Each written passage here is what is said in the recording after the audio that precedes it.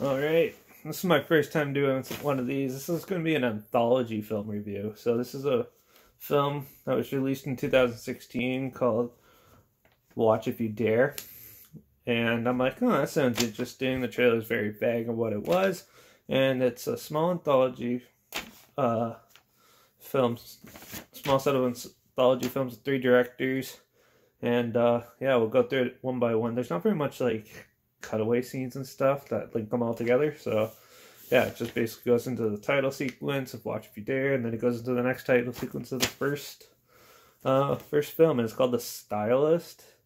Now, this is about a real rough overview. Is that there's this hairdresser chick, and she starts trimming this chick's hair, this older lady's hair. She's really fine blonde hair and stuff, and chick decides that she wants it, so she starts scalping her.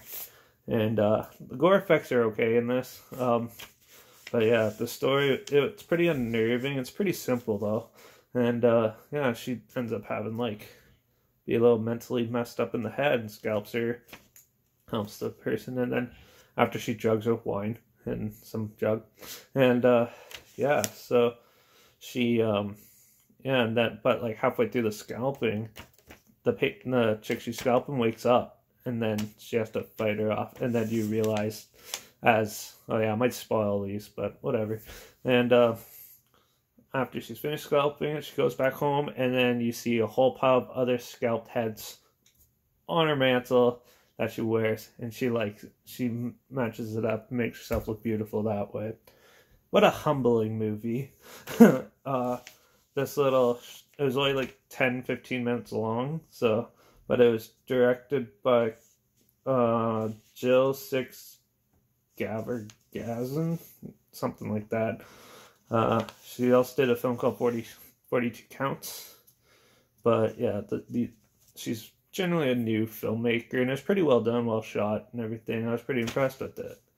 So that brings us to the second film. Now this one's called Ink. Now this one, there's not very much dialogue, and yeah, so it takes this guy, you can tell there's something wrong with them. He comes into a convenience store and sees this guy's dragon tattoo, and he decides that he wants it, so he cuts it off. And then what does he do? He comes home, opens it up, and stitches it to his own skin. And he's done this a couple times, and it's all about him trying to graft it onto his skin, make it look perfect. It's very gory, very disturbing and weird. There's not very much talking. The music's very moody. I know a lot of people I know seen this had to look away. I just watched it. I thought it was good. The practical effects are not bad. You can still see it, but yeah. So the whole thing is just him stitching these in and trying to make it look good. And then you hear cop sirens 20 minutes later in the film, and he rips them all off while the cops are coming in the door. And you just see him screaming and blood pouring out of his chest. And that was the end of that clip. Very basic. Very cool. If you like gore and lots of it, you'll like that one. It was directed by Andy Stewart, who has only done one other film called Battle Beyond the Sun, so never heard of it, but yeah. Overall, it wasn't that bad. It's a British director. It takes place in Britain, so yeah, it's pretty interesting. And then there's the third film. I think this is called The Eaters or something. Or yeah, The Eaters. It's basically a guy wants to be a 5-star chef. Is cooking in a restaurant and gets invited to this gourmet meal sort of specialty. Invite only, high end, and he goes to it, and it turns out they're a whole pile of cannibals. These high end chefs, and it's sort of a black comedy.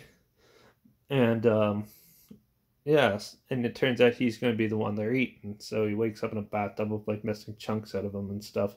Now the acting is absolutely awful in this one. And 2 of the directors I mentioned are collaborated. I'm not sure which ones it were, but it was horrible. This one, probably the worst one out of the 4. Yeah, and it was the longest one. It's the slowest. It's awful acting, awful writing, stupid jokes, some interesting gore effects near the end, but overall, I'd fast forward this one and just skip it. It was completely boring and pointless. Um, yeah, it was done like a really awful B movie, which most of these are. So, um, yeah, so that's all you need to know about that one. Now, the last one was cool, a cool spin on like a family, what families used to say. So this one's called Knobgoblin. So this one's more like telling your kids about like not having premarital sex and stuff. Some people in some cultures they'll be like, "Oh, watch out for the Knobgoblin." So this guy, he gets goes into his house and facing his fear of the Knobgoblin. And of course, the Knobgoblin's still there. And what does it do?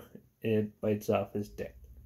And it's probably the best gory scene since Hostel Part 2. So, yep.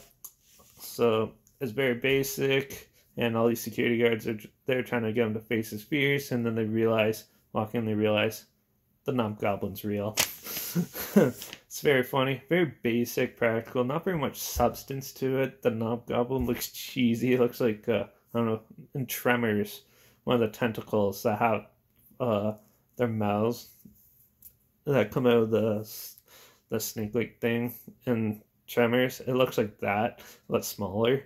And there's like a really funny part where the guy's like screaming while it's like biting it, but he's holding it and shaking it at the same time, and it looks ridiculous. But yeah, very gory, barely any story, really funny.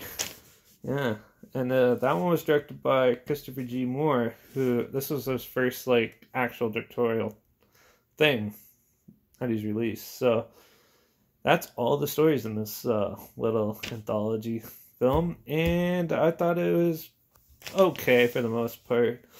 Some parts are cheesy, a lot of gore and stuff. I put this right in the middle, around like 2.5, somewhere around there out of 5. I'll link the trailer as best I can down below. Also, my Instagram is always down below if you want to see clips of weird stuff I'm watching that I might review later. Subscribe if you like hearing about all these weird movies I find and stuff, and if you want to hear about more in the future. Like it, comment if you've seen it, let me know what you thought, let me know what your favorite one was.